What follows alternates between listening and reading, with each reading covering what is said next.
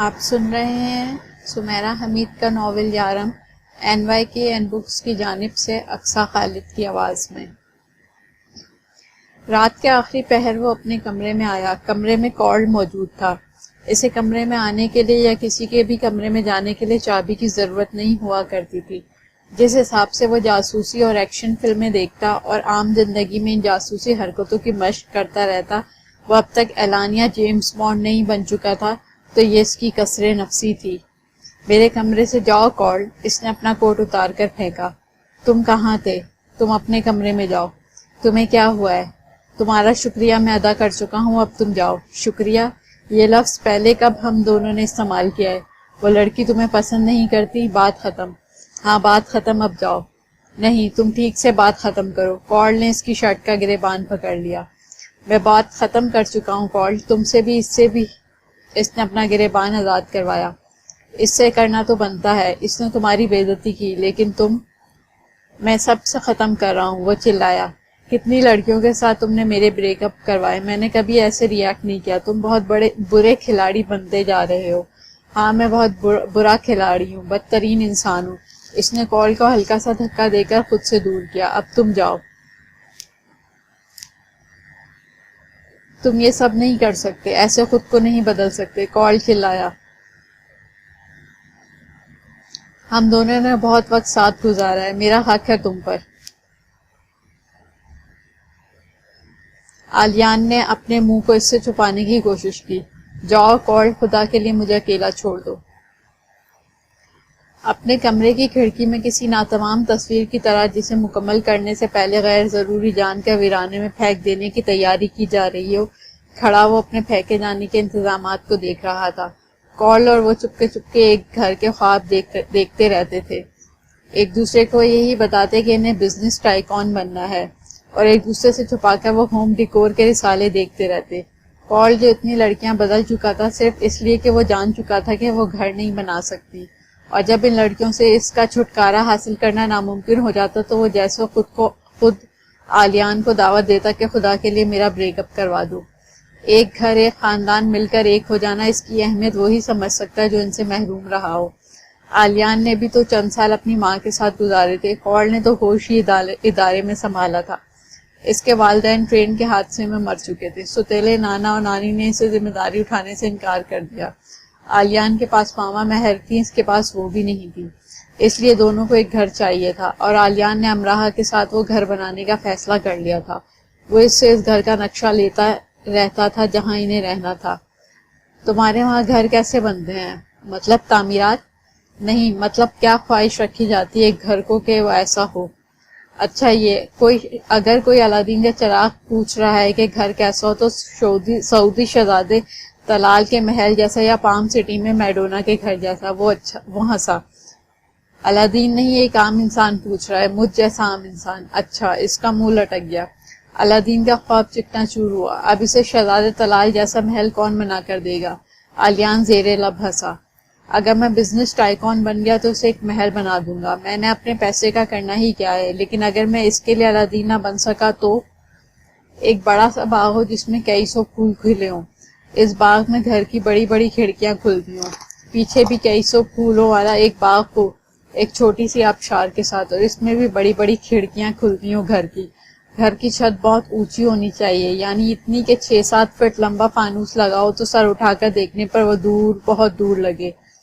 یہ ایک عام آدمی کا گھر ہی ہے نا امراہ؟ اسے ٹوکنا پڑا۔ وہ رک کر سوچنے لگی اور خاموش ہو گئی، یعنی خفا ہو گئی۔ مطلب ایک سیدھا سا جواب اس سے حاصل کرنا مشکل تھا۔ کہیں وہ اتنا ذہین تھی کہ فوراً جواب گھڑ لیتی، اور کچھ معاملات میں وہ ایسی تھی جیسے اونگے بونگے لوگ ہوا کرتے ہیں، اور انہیں احساس بھی نہیں ہوتا وہ کس قدر بونگے ہیں، اور ہاں یہ احساس بھی نہیں ہوتا کہ ان کا یہ بونگا پن کسی کو بہت اچھا لگتا ہے، اتنا کہ اپنے 6-7 ہاسٹل میٹس کے ساتھ گپے ہانکتے سڑک پر چہل قدمی کرتے، اپنے بیڈ کی چادروں کو یونانی طرز پر جسم پر باندھے، ایک کندھا آریاں رکھے، یونانی تیز میوزک پر کوریڈور میں ٹھمکے لگاتے اور اپنے دیگر بندر لنگور کے کرتب دکھاتے، کوئی اسے ہی سوچتے۔ اسی کے لیے زیر لب ہنستا ہے، کوئی ٹھٹرتی راتوں میں لحاف پھینک کر اٹھ بیٹھتا ہے، وہ خود کو تلاش کرتا ہے کہ آلیان، ہاں آلیان، کہاں گیا وہ بیچارہ؟ او اچھا، کھو گیا۔ اوہ ساتھ کے کمروں میں جب کوئی پاجامہ پارٹی، ڈو اور ڈائی یا اسٹوڈنٹ کا تھیٹر چل رہا ہوتا تو وہ اپنے کمرے میں بیٹھا کسی اور کو محسوس کر رہا ہوتا. کال اسے گھسیٹ کر لے جانے کی کوششیں کرتا. تم میاؤں میاؤں بلی بنتے جا رہے ہو، چلو شیر بنو، ذرا دہاڑ کر دکھاؤ. وہی فارغ اوقات میں کی جانے والی انبن کی کبھی ایکشن، کبھی مسٹری، کبھی ہارر اور کبھی مزاحیہ موویز جیسی حرکتیں اور شرارتیں. لیکن ان سب میں اس کا خاص دل نہیں لگتا تھا. وہ کر تو لیتا تھا لیکن بس خود کو پرانا والا آلیان ثابت کرنے کے لیے. اسے ڈر لگتا تھا کوئی اس کے دل کا بھید نہ پا جائے، بھید جو بھوری آنکھوں نے کالی آنکھوں سے کشید کیا تھا، بھید جو محبت میں ملفوف دل پر کھلتا ہے، صرف محبت میں ملفوف دل پر. اسے چوکا سا دینے والی لڑکی اس قدر اچھی لگی کہ اس کی کوئی بات اسے بری نہیں لگتی، اس کی کسی بات پر اسے غصہ نہیں آتا تھا، اس کی کسی بات پر وہ بھڑکتا نہیں تھا. اس کے لیے وہ پری تھی جو دو دموں والے بندر سے خوفزدہ ہو جاتی ہے. سارا مانچسٹر اس کے لیے دو دموں والا بندر تھا. وہ حیران ہو کر ڈر جاتی اور اس کے سنہری بال کھا لیے جائیں گے اور پھر سب ہنسیں گے. پہلے اس کا خیال تھا دنیا میں سب سے اہم محبت ہوتی ہے. امرہ نے اسے سمجھا دیا تھا کہ اور کیا کیا کچھ اہم ہوتا ہے، شناخت، نام، خاندان. آلیان کھڑکی میں کھڑا ہے اور آج پہلی بار امرہ کے بارے میں سوچتے وہ زیر لب مسکرا نہیں رہا. اسے رات گزرنے کا غم نہیں کہ اگر رات گزر گئی تو کس وقت امرہ کو سوچے گا. فروری خزاں ہوتا برف میں ڈھل رہا ہے. فروری جسے بہار کی آمد پر چینیوں نے سرخ رنگ ڈالا ہے، یہ فروری آج اس سرخ پر سفیدے کی صورت گرتے اس کا گلا دبا رہا ہے، اس پر فراقیہ علامتیں نقش کر رہا ہے، بہاروں کے ماخذوں کو خزاؤں کے سپرد کر رہا ہے. پیر کو وہ یونیورسٹی آئی تو جو پہلا شخص اس کے پاس آیا وہ کال تھا. چمڑے کی جیکٹ کی جیبوں میں دونوں ہاتھ ڈالے، بنا ٹوپی اور مفلر کے وہ غصے سے اسے گھور رہا تھا. تم یونیورسٹی سے خود جاؤ گی یا میں تمہیں نکلواؤں؟ اس کا انداز کسی خونخوار جانور کا سا تھا. وہ جواب دیے بغیر آگے بڑھی ہی تھی کہ اس بیگ کے اسٹریپ میں اس نے پین کو اڑس کر اسے بری طرح سے پیچھے کھینچا. کیا بدتمیزی ہے یہ! چبا جانے کے انداز سے وہ اسے دیکھنے لگی. میں تمہاری شکایت کر دوں گی. 2 دن میں یونیورسٹی سے باہر ہو گئے. تمہیں 2 سیکنڈ بھی نہیں لگیں گے دنیا سے باہر ہونے میں اگر آلیان واپس نہ آیا تو. امرہ نے چونک کر کال کو غور سے دیکھا. کیا مطلب؟ میں نے کہا اگر آلیان واپس نہ آیا. اس کے انداز میں ایسی سختی در آئے گی جیسے وہ اس کے منہ پر بس تھپڑ ہی مار دے گا یا اسے اٹھا کر کہیں پھینک دے گا. آلیان کہاں ہے؟ اسے لگا وہ کوئی مذاق کر رہا ہے. تم بتاؤ آلیان کہاں ہے؟ الٹا اس نے پوچھا، اس انداز میں پوچھا کہ امرہ ڈر گئی. تم خود کو سمجھتی کیا ہو؟ آلیان کے مقابلے میں تم ہو کیا؟ تم جیسی لڑکی جو ایک ڈگری لینا پہاڑ سر کرنے کے برابر سمجھتی ہو، آخر خود کو سمجھتی کیا ہے؟ کس دنیا سے آئی ہو تم جانتی ہو نا؟ یا میں تمہیں یاد دلاؤں کہ تمہاری حیثیت کیا ہے؟ تم کہنا کیا چاہ رہے ہو؟ امرہ بری طرح سے ڈر گئی. کہنا نہیں، بتانا. آلیان کا کوئی خاندان نہیں ہے، وہ ایک ناجائز بچہ ہے. وہ تمہاری طرح ایک اچھا مسلمان نہیں ہے اور ایک تم ہی ہو اچھی والی مسلم نن. اس کی ماں ایک بری عورت تھی اور باپ ہوں. امرہ ایک دم سانس لینا بھول گئی. یونیورسٹی کی محراب موم بتی کی لو کی طرح تھر تھر آنے لگی. تمہیں یہ سب کس نے بتایا؟ امرہ کی جان مٹھی میں آ گئی. بتایا؟ میں نے خود سنا ہے. انفیکٹ آدھی یونیورسٹی نے سنا ہے. وہ سب جو تمہاری سوچ ہے، جو حقیقت میں تم ہو. ویسے تم بہت پڑھے لکھے بنتے ہو، مانچسٹر جیسی یونیورسٹی میں پڑھنے آتے ہو، خود کو تعلیم یافتہ کہلواتے ہو اور اندر سے وہی گھسی پٹی گھٹیا سوچ رکھتے ہو جاہل لوگ. امرہ کی جان مٹھی میں آ گئی. سنسناہٹ کا طوفان اس کے وجود میں برپا ہوا. مجھے بتاؤ کال، تم کس سننے کی بات کر رہے ہو؟ تھرتھراتی محراب گرنے کو تھی. وہ گر جائے گی، نظر آ رہا تھا وہ گر جائے گی. جو تم نے آلیان کے لیے ویرا سے کہا. ویرا سے جو کہا، کیا ویرا نے تمہیں بتایا؟ امرہ کو لگا آج سے اس کا ہر انسان پر اعتماد تہس نہس ہوا. ریکارڈنگ ہے میرے پاس، سنو گی وہ سب جو تم نے کہا؟ کال نے تنفر سے کہا. محراب دھڑام سے زمین بوس ہوئی. افسوس اس محراب کے عین نیچے ہی امرہ کھڑی تھی.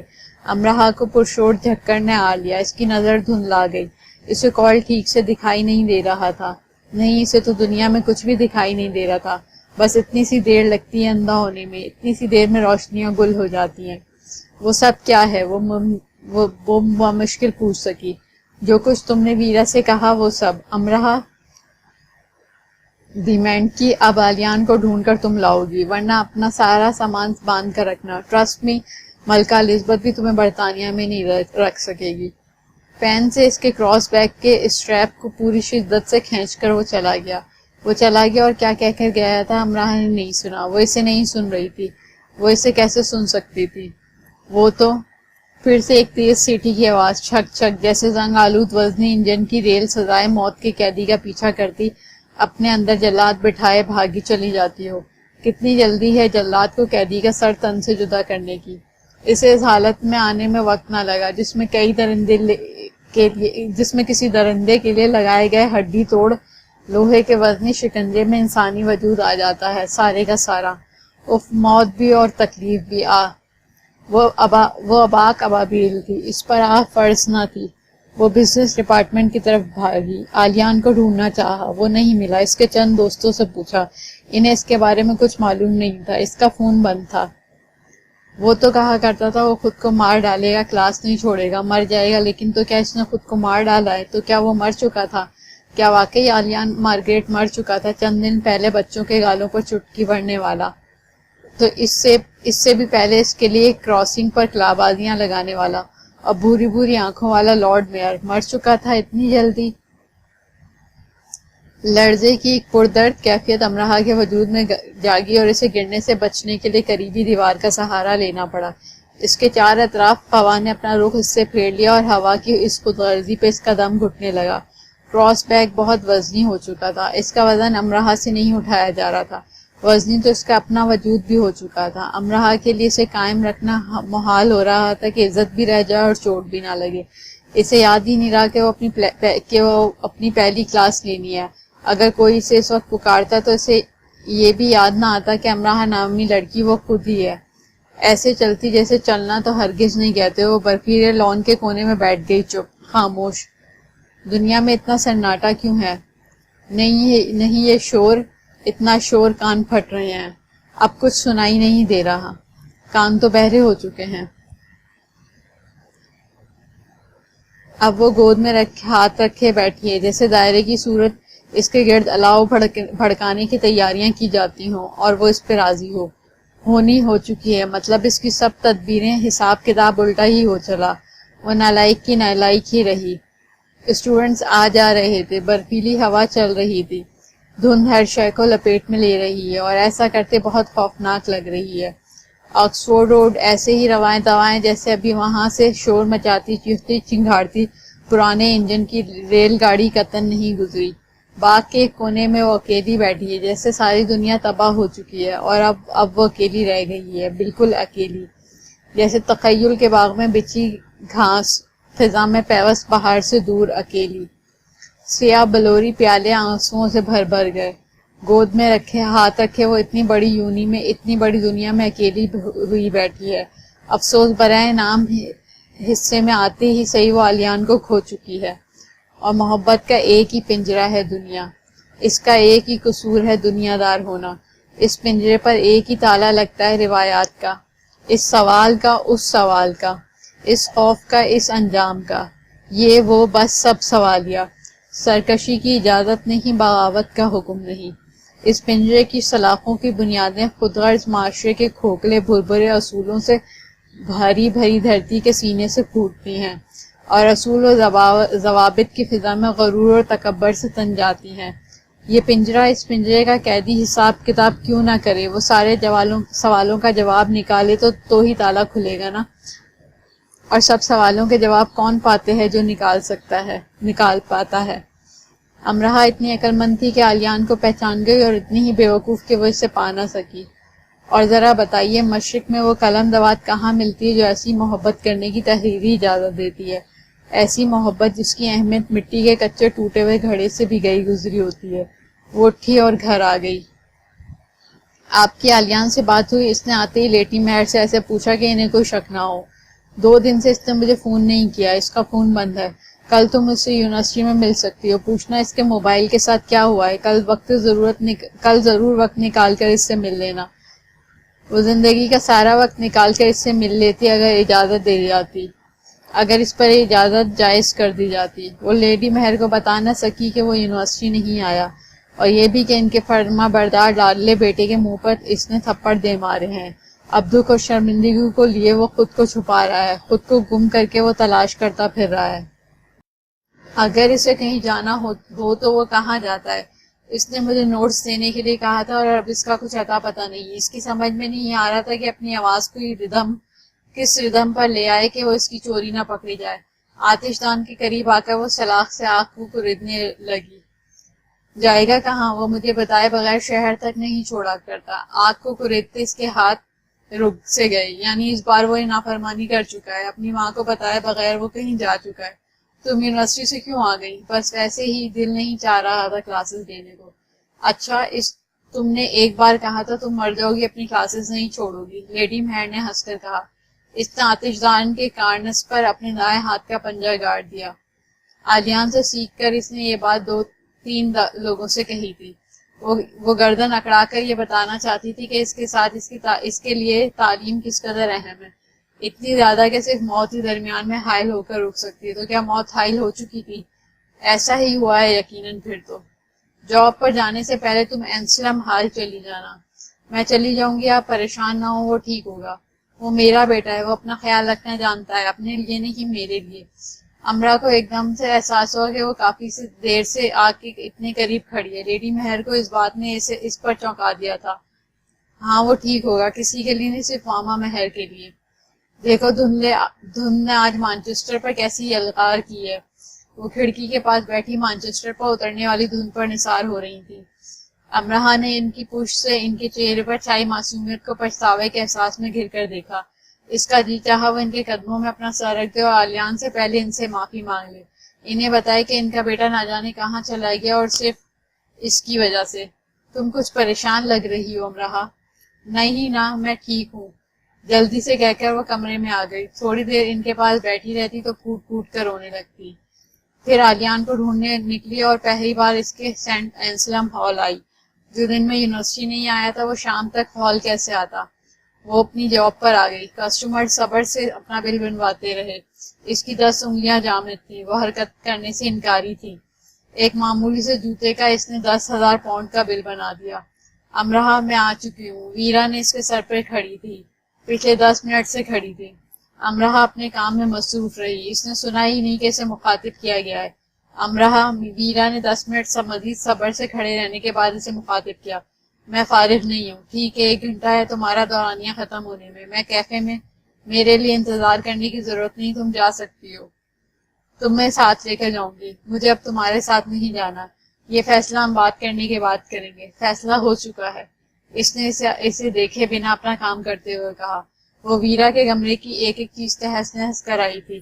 1 گھنٹے بعد وہ اسٹور سے نکلی تو ویرا جو اسٹور کے ایک طرف ٹہل رہی تھی اس کے پیچھے لپکی.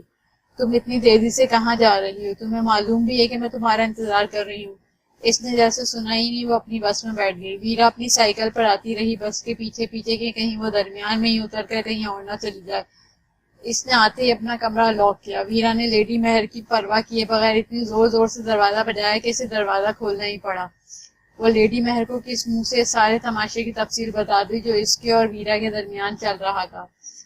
2 بالغ افراد غصہ کرنے لڑنے سے پہلے آرام سے بیٹھ کر بات کر سکتے ہیں. ویرا نے اپنے قد کی طرح لمبے ہاتھوں کو اس کے شانوں پر رکھ کر نرمی سے کہا.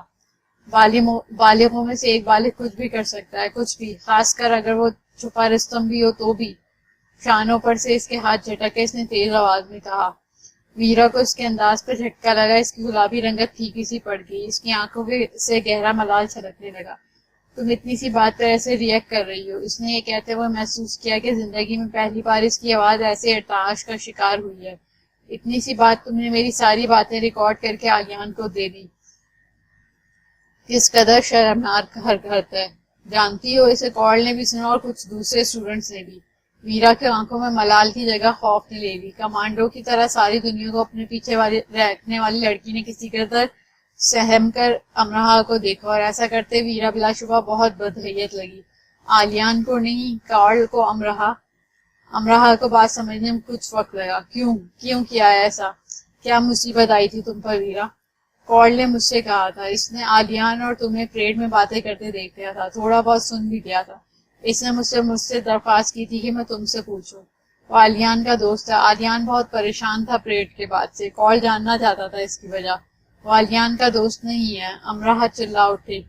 وہ آلیان کا دوست ہے امرا سے، وہی ایک دوست ہے. دوست ایسا کرتے ہیں جیسا اس نے کیا، جیسا تم نے کیا۔ امراہ کو یقین سا ہونے لگا وہ اپنا چین و قرار تاعمر کے لیے کھو دے گی اور پھر کبھی نہیں پا سکے گی۔ امراہ اس نے صرف اتنا کہا تھا کہ وہ ٹھیک ٹھیک سب جاننا چاہتا ہے۔ جب میں تم سے بات کر رہی تھی تو فون پر وہ سن رہا تھا، مجھے نہیں معلوم تھا کہ وہ فون کال ریکارڈ کر لے گا، اور تم سے بات کرتے کرتے بحث میں بھول گئی تھی کہ ساری باتیں کال کو نہیں سنی، اور مجھے یہ بھی نہیں معلوم تھا کہ وہ ہاٹ راک میں ڈسک چلوا دے گا۔ امراہ نے ویرا کی شکل کو پہچاننے کی کوشش کی۔ مکڑی کے جالے سی بینائی نے پھر سے امراہ کو اندھا کرنے کی کوشش کی۔ پلکوں کی جنبش امراہ پر گراں گزری۔ ہاٹ راک ڈسک پر امراہ کی شکل کی طرف دیکھتے ہوئے ویرا رو دینے کو ہو گئی۔ وہ تو اتنی بہادر تھی، پھر وہ اب کیسے رونے کو ہو گئی؟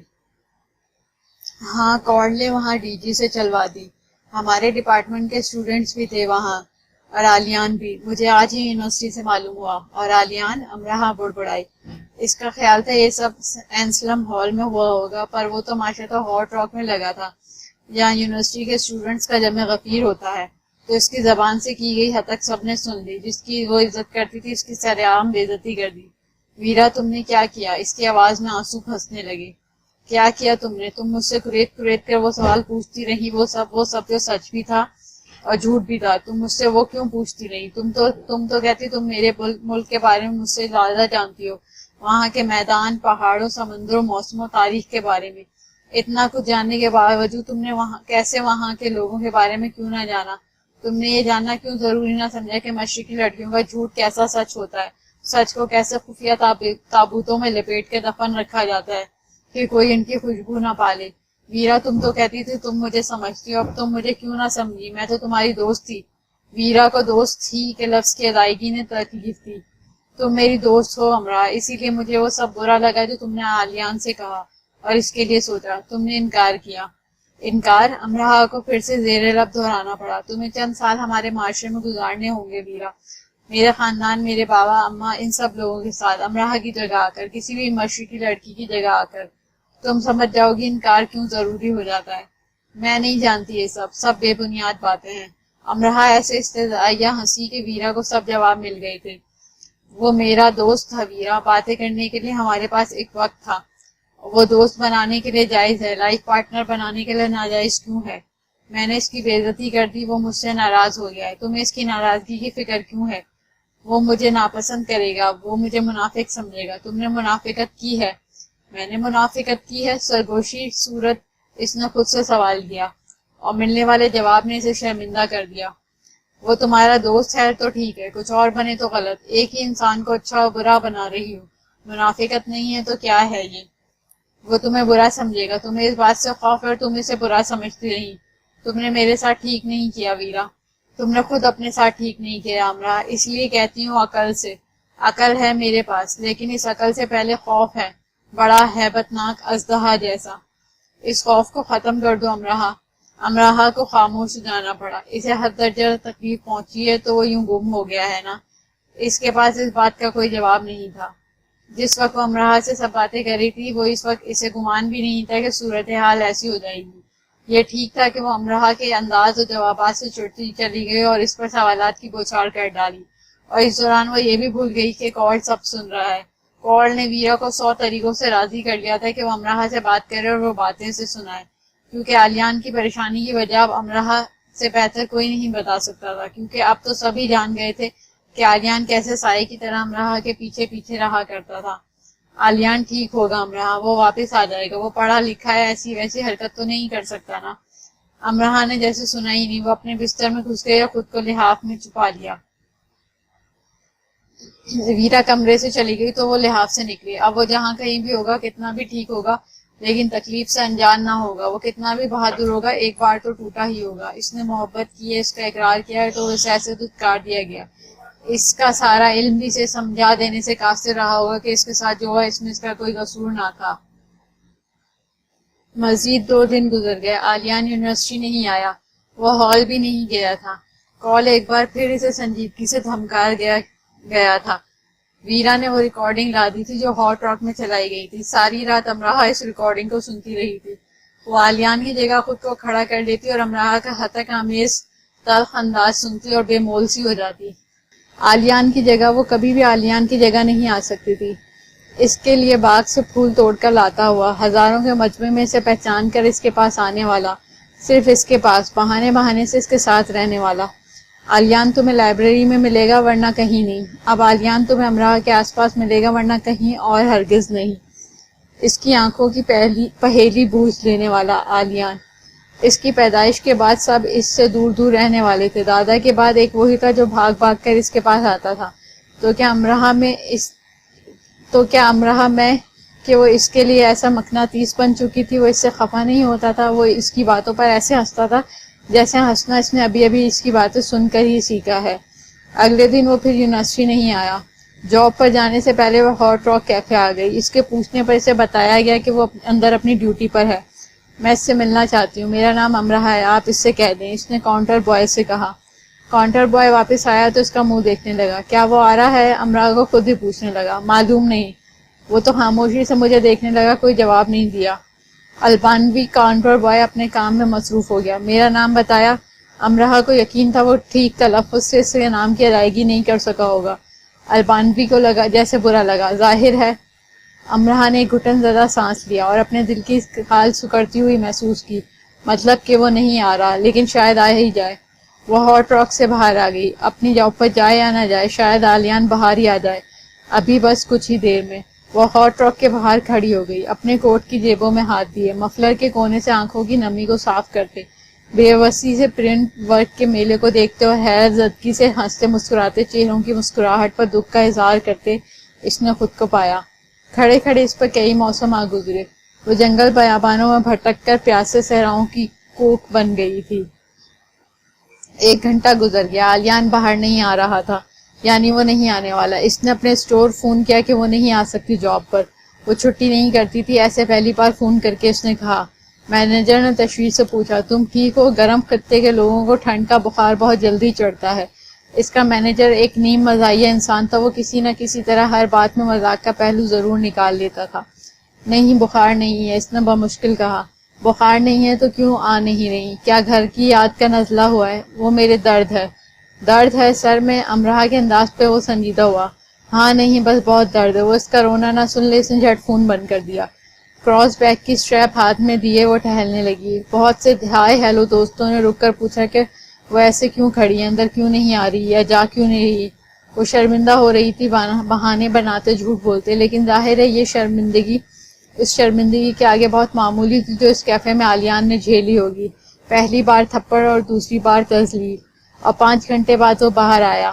وہ اگر آلیان مارگریٹ کی تھا تو امراح کو پہچاننے میں کچھ وقت لگا. اس کی شبیہ وہی تھی، وہی ناک نقشہ، وہی صورت. پھر بھی وہ آلیان نہیں تھا. وہ شرط لگا لیتی اور وہ جیت جاتی، وہ آلیان ہو ہی نہیں سکتا تھا. جس کاملیت کے برج پہ کھڑا دکھائی دیتا تھا، وہ برج کے ساتھ زمین بوس ہوتا دیکھا جا سکتا تھا. اس کی آنکھوں میں سارے جہاں کے ویرانوں کے اندھیرے آن بسے تھے. وہ آلیان ہی ہوتا تو ایسے اندھیروں کو اپنے اندر پڑاؤ کی اجازت دیتا نہیں، کبھی نہیں. باہر نکلتی اس کی نظر امراح پر پڑی. وہ پھر بھی نہیں رکا. دیکھا وہ آلیان نہیں تھا. رات کے اس وقت ایسے امراح کو انتظار کی حالت میں کھڑا دیکھ کر بھی وہ نہیں رکا تھا. تو آلیان کیسے ہو سکتا تھا؟ آلیان اسے لپک کر اس تک جانا پڑا. اس نے رکنے میں تامل کیا. آلیان نے امراح کے لیے رکنے میں تامل کیا اور امراح کو ایسے دیکھا جیسے کہتا ہو، خاتون اب میں اچھے مزاج کا مالک انسان نہیں رہا، مجھ سے دور رہیں، مجھ سے دور رہا جائے. اس کے اتنے قریب جا کر امراح کو اس سے ایک قدم پیچھے ہٹنا پڑا. اس کے تاثرات ایسے اجنبی اور ٹھنڈا کر دینے والے کیوں ہیں؟ روشنی جو اس کے وجود سے آر پار ہوئی لگتی تھی وہ کہاں ہے؟ وہ تو آلیان سے بات کرنے آئی تھی. وہاں کہیں آلیان تو تھا ہی نہیں. اب وہ کس سے بات کرے؟ اور اب وہ روشنیاں منعکس کرتے ہوئے آلیان کو کہاں ڈھونڈے؟ تم کہاں تھے؟ جس شدت سے وہ اس سے پوچھنا چاہتی تھی اس شدت سے پوچھ نہ سکی. سوال اس نے پوچھا تھا جبکہ وہ اسے سوالیہ دیکھنے لگا. میں بہت دیر سے کھڑی یہاں انتظار کر رہی ہوں. اس نے اس بات کو جان بوجھ کر اس انداز میں بتایا کہ ترس کھا کر پرانا آلیان واپس آ جائے. کس کا انتظار کر رہی تھی؟ وہ خود کو بدل لایا تھا. آغاز اس نے آواز سے کیا ہوگا. سوال میں لپیٹ کر کیا جواب دیا تھا اس نے؟ وہ ابھی بھی لاجواب کر دینے پر قدرت رکھتا تھا. امراح اس کی شکل دیکھتی نہ رہ جاتی تو کیا کرتی؟ ویرا اور کارل نے مل کر آلیان وہ سب کارل نے اپنی مرضی سے ایڈیٹنگ کی. میں جانتا ہوں. وہ اسے ایسے دیکھنے لگا جیسے تہمت لگانے والوں کو دیکھا جاتا ہے. جیسے مارگریٹ نے ولید البشر کو دیکھا ہوگا۔ تم پھر بھی مجھ سے ناراض ہو؟ پھر سے پوچھنے کی جرات نہ کر سکی کہ تم کہاں چلے گئے تھے اور کیوں؟ نہیں، ناراض ہونے کے لیے وجہ کا ہونا ضروری ہے، اور تمہارے اور میرے درمیان اب کوئی وجہ نہیں رہی، کہہ کر وہ آگے بڑھ گیا۔ امراہ کے قریب سے دور ہو جانے کی آج اسے کتنی جلدی تھی۔ جو ہم کہہ چکا تھا وہ اب تم اور میں کہہ رہا تھا۔ آلیان میری بات سنو، وہ اس کے پیچھے لپکی۔ وہ سب ویسے نہیں تھا، وہ تو کیا سب ویسے نہیں تھا جو تم نے کہا؟ وہ سب کیا وہ سب تم نے نہیں کہا تھا؟ میں نے کہا تھا، لیکن تو تم کس بات کی وضاحت کے لیے اس وقت یہاں کھڑی میرا وقت برباد کر رہی ہو؟ یکدم خون نے اپنی رفتار کو خطرناک حد تک بڑھا کر خود کو جامد کر لیا۔ امراہ اسے اسی جامد حالت میں سن سی دیکھنے لگی۔ اس کی قسمت خراب، بہت زیادہ خراب، کہ وضاحت وہ اب بھی نہیں دے سکتی تھی، اتنی ذہین تھی ہی نہیں، نئی بہادر تو کبھی بھی نہیں رہی تھی۔ اب وہ کسی بھی چال پر کوئی پتا پھینکے گی، بازی مات ہی رہنے والی تھی۔ میری ماں ایک بری عورت تھی، ایک آزاد معاشرے کی دل دادا، گناہ گار، اخلاقی مذہبی حدود کو پھلانگنے والی۔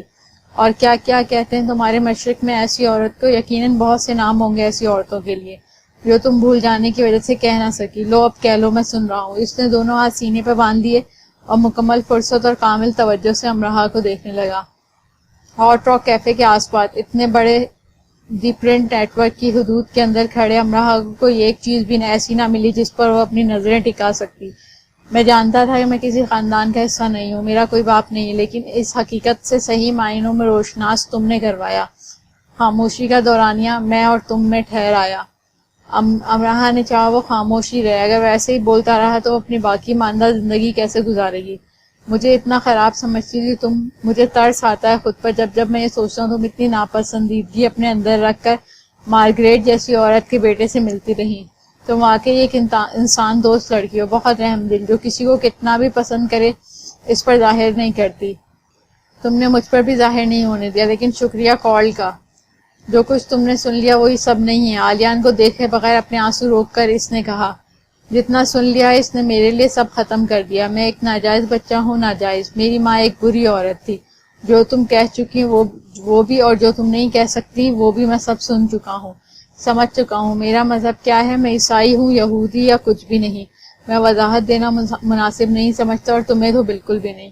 آلیان، اس کے آنسو نکل ہی آئے اور آواز رند گئی، اور اس کی آواز نے اس کا ساتھ چھوڑ دیا۔ آلیان کے آگے وہ کچھ بول ہی نہیں سکی، اس نے جانے کے لیے آگے قدم بڑھا دیے۔ تم مسلمان ہو، امراہ نے تیزی سے آگے آ کر کہا۔ جب میرے باپ کا ہی نہیں پتا تو میرے مذہب کا کیسے پتا ہوگا؟ اور اگر میں مسلمان ہوں تو تم جتنا اچھا مسلمان نہیں ہو۔ یہ سب ایسے نہیں ہے آلیان، تم غلط سمجھ۔ میں اب ہی تو ٹھیک سمجھا ہوں۔ مجھے کہہ لینے دو کہ تم جیسے پیدائشی مسلمان ہم جیسے مسلمانوں کو مسلمان مانتے ہی نہیں۔ میں نے بہت رپورٹیں اور فیچرز پڑھے ہیں جن کے مطابق مسلم کسی غیر مسلم کے اسلام کو اپنا لینے پر اسے مسلمان تو مان لیا جاتا ہے، لیکن معاشرے میں سے وہ درجہ نہیں دیا جاتا جو ایک پیدائشی مسلمان کو دیا جاتا ہے۔ ایک عربی تاجر نے ایک نو مسلم کو اپنے ساتھ کھانا کھانے کی اجازت تو دے دی، لیکن تاجر کے خاندان میں شادی کی خواہش کے اظہار پر اسے ملک بدل کروا دیا۔ مجھے پوچھ لینے کی اجازت دو کہ تم سب جائز لوگ، اچھے شریف خاندان والے، نیک بیویوں والے، تم کتنے اچھے مسلمان ہو۔ تم حلال فوڈ کھاتے ہو، حرام سے پرہیز کرتے ہو۔ تم جن کے اسلامی نام ہوتے ہیں دور دور تک جن کی نسلوں میں مشرک کا خون تک شامل نہیں ہوتا، کتنے اچھے مسلمان ہوتے ہو۔ ہاتھ باندھے آلیان اس معاشرے کے پر تماچے مار رہا تھا، وہی معاشرہ جہاں امراہ کو منحوس ہونے کا لقب ملا۔ وہ اتنے اچھے مسلمان تھے کہ اس کی پیدائش کو لے کر ہم تہمات کا شکار تھے، اور کوئی ایک دو نہیں، ہر ایک، جس سے اسلام نے سختی سے منع کیا تھا، اس کے خلاف وہ سختی سے عمل پیرا تھا۔ اس کے ماموں جو کئی حج کر چکے تھے، جنہوں نے اس کی نحوست کی وجہ سے اپنے بیٹے کے لیے اس کا رشتہ لینے سے انکار کر دیا تھا۔ اس کی دادی جو تہجد گزارتی ہوں، فارغ وقت میں تسبیح پڑھا کرتی تھی، وہ اس کی موجودگی میں کوئی خوشی کی بات نہ کیا کرتی تھی کہ مبادا خوشی دکھ میں بدل جائے۔ اس کے کئی خالہ زاد ماموں زاد خاندان اس کی تقریبات میں شراب پیا اور پلایا کرتے تھے۔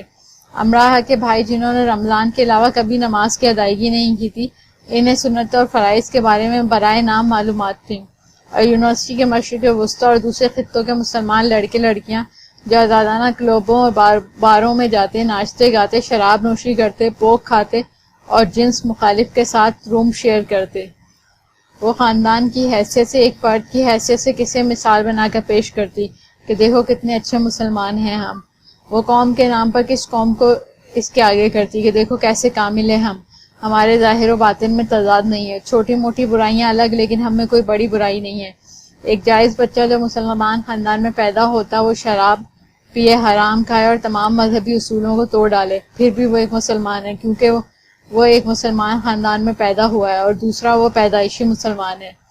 میرے دادا ایک اچھے انسان ہیں، اچھے مسلمان، مثال بنا کر پیش کرنے کے لیے اس کے بعد صرف ایک دادا ہی تو تھے۔ عالیان نے اسے ایسی نظر سے دیکھا کہ امرہ جان پائی کہ بنا ایک لفظ کہے افسوس کا اظہار کیسے کیا جاتا ہے۔ اس نے جانا اگر دادا اتنے ہی اچھے ہیں تو وہ کیوں ان جیسی اچھی نہیں ہے۔ عالیان نے ایک نظر میں اتنا کچھ کہہ دیا کہ امرہ نے اپنے گویائی کو زنجیر پا ہوتے دیکھا۔ مجھے تم پر یہ ثابت نہیں کرنا میں کتنا اچھا انسان ہوں، برائے نام ہی صحیح اپنا ماضی بھی مجھے تم پر نہیں کھولنا، کیونکہ اس کی ضرورت ہی باقی نہیں رہی۔ کیوں نہیں رہی ہے تم بہتر جانتی ہو۔ اب تم ایک کام کرنا جو مجھے بھی کرنا ہے۔ یونی میں مانچسٹر میں کوئی عالیان نہیں ہے، اس زمین پر کوئی امرہ نہیں ہے، میں تمہیں نہیں جانتا۔ تو وہ ایسی باتیں کرنا بھی جانتا تھا جس کے لیے وہ سب تھی، وہ اس کے لیے کوئی امرہ نہیں ہونے کا اعلان کر رہا تھا۔ تف ہے نا محبت پر جو اپنی پیشانی پر پان کے پتے کا نصیب کندہ کروا لیتی ہے، کھایا چبایا تھوک دیا۔ محبت شروع ہونے میں وقت لیتی ہے، ختم ہونے میں کیوں نہیں؟ یہ محبت ہو جانے کے بعد خود کو مہر بند کیوں نہیں کر لیتی سختی سے کسی مضبوط تابوت میں، فرعونوں کے خفیہ معبودوں کی مانند، زمین کی تہوں میں جگہ بدلتے قارون کے خزانے کی طرح؟ یہ محبت اپنے آگے پیچھے دائیں بائیں اتنے دشمن لیے کیوں چلتی ہے؟ اس دیپ کی لو پر ہوائیں نحس جادوگرنیوں کی طرح کیوں منڈلاتی پھرتی ہیں؟ اپنی راجدھانی میں ایسے دشمنوں کو جگہ دیتی ہی کیوں ہیں؟ اگر ایسی ہی بات ہے تو پھر جیسے کوئی بات ہی تو نہیں ہے، اگر یہی سب ہے تو بس پھر کچھ بھی تو نہیں ہے۔ ہاں کچھ بھی نہیں۔ عالیان جا رہا ہے، اس کے آگے، اس سے دور، مگر وہ ایسے چل رہا ہے جیسے اپنے مرکز سے بچھڑ چکا ہو۔ اس کے وجود میں جڑ پکڑ چکے ارتعاش کو کم بینائی والے بھی دیکھ سکتے تھے۔ چال کو مضبوط بنانے کے لیے اسے تردد کرنا پڑ رہا ہے۔ عربی شہزادے کے گھوڑے کا شہسوار منہ کے بل زمین پر گرا ہے۔ اس کا وجود اس خاک سے اٹا پڑا ہے جسے سوارتا عمر اپنے وجود سے جھاڑ نہیں پاتا۔ وہ شدت سے مانگی جانے والی دعا کو درمیان میں چھوڑ دیے جانے کی عملی صورت لگ رہا ہے۔ اس کے وجود سے پھوٹتے سبھی اشارے پاتال کی طرف بڑی وضاحت سے استادہ تھے۔ امرہ وہیں کھڑی سے دیکھتی رہی۔ وہ چلا گیا تب بھی جانا تو اسے بھی تھا، بس وہ قوت جو چلنے پھرنے بولنے کے لیے ضروری ہوتی ہے وہ قوت وہ اپنے ساتھ لے گیا تھا۔ عالیان مارگریٹ، وہ کیسا انسان تھا، وہ اس کی جان نکال کر لے گیا تھا۔ کیا وہ ایسا ہی تھا؟ کتنا برا تھا وہ، بہت برا۔ اسے بس سے واپس گھر آنا تھا، لیکن وہ پیدل چلنے لگی، منہ سے بھاپ نکالتے، پیروں کو برف پر گھسیٹتے۔ اگر ان کے درمیان یہ سب نہ ہو چکا ہوتا تو اس وقت اس کے ساتھ، اس کے پیچھے، اس کے پہلو میں عالیان چل رہا ہوتا، جو اس کے ساتھ رہنے کے لیے فضول بہانے گھڑ لیا کرتا تھا۔ امرہ نے دونوں ہاتھ رگڑے۔ کتنی ٹھنڈ تھی مانچسٹر میں، اف اتنی ٹھنڈ کہ وہ زندہ کو مردہ کر رہی تھی۔ ایسا غضب کا موسم جو زندوں کو مردہ کر دے، ایسے موسم سے خدا بچائے، ایسے موسم سے خدا کی پناہ۔ گھر آتے ہی اس نے ویرا کے کمرے کے دروازے کو دھکے سے کھولا۔ ویرا لیپ ٹاپ پر بیٹھی کام کر رہی تھی۔ اس نے آگے بڑھ کر ایک زناٹے دار تھپڑ اس کے گلابی گال پر دے مارا۔ تم نے میرے ساتھ بہت برا کیا، جو میں نہیں چاہتی تھی وہی ہوا۔ وہ مجھ سے نفرت کرنے لگا۔ وہ پوری شدت سے دہاڑی۔ گال پر ہاتھ رکھ کر ویرا اس کی سرخ آنکھوں کو دیکھنے لگی۔ مجھے نہیں معلوم تھا امرہ کہ یہ سب ایسے اتنا پیچیدہ ہو جائے گا۔ ویرا نے اسے شانوں سے تھام کر کرسی پر بٹھانا چاہا، لیکن وہ کارپیٹ پر ڈھیر ہوتی گئی۔ تم تو میری دوست تھی، اب تم نے کسی کو بھی میرا دوست نہیں رہنے دیا۔ امرہ، ویرا بری نہیں ہے تم۔ ویرا اس کے قریب بیٹھ گئی۔ تم بری نہیں ہو، پر میرے ساتھ تو برا کر دیا نا برا، اب اچھا کون کرے گا؟ وہ پھر سے تمہارا دوست بن جائے گا۔ امرہ، دوست؟ اب میں مانچسٹر میں ہوں یا نہیں ہوں اس سے بھی نہیں فرق پڑے گا، اور تم دوست ہونے کی بات کر رہی ہو۔ وہ میرا دوست بھی نہیں رہا۔ ایسی باتیں سن کر کون کسی کو دوست رکھے گا؟ وہ غصے میں امرہ، غصے میں انسان بہت کچھ کہہ دیتا ہے۔ صرف غصہ نہیں تھا، کاش یہ میرا وہم ہوتا، یہ صرف غصہ ہی ہو۔ کیا تم اس سے محبت کرتی ہو؟ ویرا نے ہاتھ کی پشت سے اس کی آنکھیں صاف کی۔ مشرق کے خطوں میں نکلا چاند گھٹا ٹوپ بادلوں میں چھپ گیا۔ امرہ نے خاموشی کا پرچار کیا۔ تو تم اس سے محبت نہیں کرتی؟ ویرا نے جیسے سب بوجھ لیا۔ یقین جانو امرہ، اس نے کبھی یہ نہیں سوچا تھا کہ تم اس کے بارے میں اس انداز سے سوچتی ہوگی۔ میری غلطی بے شک ہے لیکن بے قصور تم بھی نہیں۔ امراح جانتی تھی ویرا ٹھیک کہہ رہی ہے، ابھی وہ ناراض ہے، زیادہ دیر تک تم سے ناراض نہیں رہ سکے گا، تم دونوں پھر سے دوست بن جاؤ گے پھر سے۔ ویرا دھیمی آواز سے اسے سمجھا رہی تھی، وہ ویرا کی باتیں ایسے سن رہی تھی جیسے آخری تریاق بچا ہو، اس کے لیے خوش فہمیوں اور تسلیوں سے کشید کیا ہوا۔ وہ اپنے کمرے میں آ گئی اور چپ چاپ بیٹھ کے کنارے بیٹھ گئی۔ رات کا دوسرا پہر بھی بیت گیا، وہ ویسے ہی گمسم بیٹھی رہی، اس میں حرکت کرنے کی جستجو نہ رہی تھی۔ زندگی اس میں صرف سانس کی صورت باقی رہی۔ ایک چہرہ اس کی آنکھوں کے آگے گھومنے لگا تھا، الفاظ اس کے ذہن میں تصویروں میں ڈھلنے اور ابھرنے لگے۔ کہانی شروع سے اب تک قصہ گو بنی ہوئی بیان ہونے لگی۔ رات کا آخری پہر شروع تھا، وہ اٹھی اور الماری تک آئی۔ اس نے بہت اندر تقریباً چھپا کر رکھے ایک باکس کو نکالا، اس کے ہاتھ کانپ رہے تھے، اس کا وجود ارتعاش کا غلام تھا۔ اس نے باکس کو کھولا، اور یہ رات کے آخری پہر کا قصہ ہے، چھپا ہوا، چھپایا ہوا، سرمہر بند، اس پر ابھی بھی ممکن نہیں، اس پر بات ابھی ممکن نہیں، آخری دوپہر کی پہلی بات ابھی نہیں۔ اور خوش فہمی بڑے کام کی چیز ہے، یہ زندہ رہنے کے لیے کچھ اسباب بڑے اہتمام سے پیدا کر ہی دیتی ہے۔ ان خوش فہمیوں کو امراح نے گلے سے لگا لیا، مٹھی میں دبا لیا، سب ٹھیک ہو جائے گا، خود کو یہ جملہ یاد کروا دیا۔ دوسرا سیمسٹر شروع تھا، اور جیسا کہ یونیورسٹی میں کہا جاتا ہے کہ اگر آپ نے پہلے سال یا پہلے سیمسٹر میں 40% رزلٹ حاصل کر لیا تو حقیقتاً آپ نے تیر مار لیا۔ تو امراح نے یہ تیر مار لیا تھا، اس کا رزلٹ 60% رہا تھا۔ اور یونی میں ہی مشہور ایک اور مقولے کے مطابق آپ کو پہلے سیمسٹر میں یونی میں موجود اسٹوڈنٹس لائک فائق ذہین فتین، نیوٹن، آئنسٹائن، لوئی پاسچر، اسٹیفن ہاکنگ، رائٹ برادران یا الیگزینڈر گراہم بیل کے جانشین یا لے پالک لگتے ہیں۔ وہ حقیقت ایسے ہوتے نہیں ہیں۔ گول فریم کی بڑی اینک لگائے اسٹیفن نظر آنے والا اور مکمل توجہ سے لیکچر کے دوران گردن ہلانے والا اسٹوڈنٹ دراصل ایک درمیانے درجے کا اسٹوڈنٹ ہے جس کی حقیقت رزلٹ کے بعد کھلتی ہے۔ یہ مقولہ بھی ٹھیک تھا، امراح کو اپنے علاوہ وہاں سب ذہین فتین نظر آ رہے تھے، لیکن رزلٹ کے بعد اس کی غلط فہمی دور ہو گئی، وہ سب ذہین فتین اس سے تقریباً پیچھے ہی رہے تھے۔ یہ وہی لوگ تھے جنہیں فریشر فلو پوری آب و تاب سے چڑھا تھا۔ رات کو یہ خود سے صرف ایک گھنٹے کا وعدہ کر کے نکلتے اور ساری رات گھوم پھر کر ناچ گا کر ڈگمگاتے ہوئے صبح کی کرنوں کے ساتھ واپس آتے۔ پہلا لیکچر کٹی پتنگ کی طرح ان کے ہاتھ آنے کا نام نہ لیتا، اور اگر یہ پتنگ کود پھلانگ کر ہلڑ مچا کر ان کے ہاتھ آ ہی جاتی تو کلاس میں بیٹھ کے اس کے لیے آنکھیں کھول کر کانوں کو ہمیں تن گوش کر کے یا چنا منا گوشت کر کے لیکچر سننا ایسے ہو جاتا جیسے ہوا میں اونچائی پر تنی رسی پر نو آموز کا چلنا۔ اوہ میں گرا، لو وہ گر گیا بیچارہ۔ رزلٹ پر امراح کی آنکھیں کھل سی گئیں، یعنی اس کا تو خیال تھا کہ سارے گورے ایسے ہی ہوتے ہیں، ایسے کیسے؟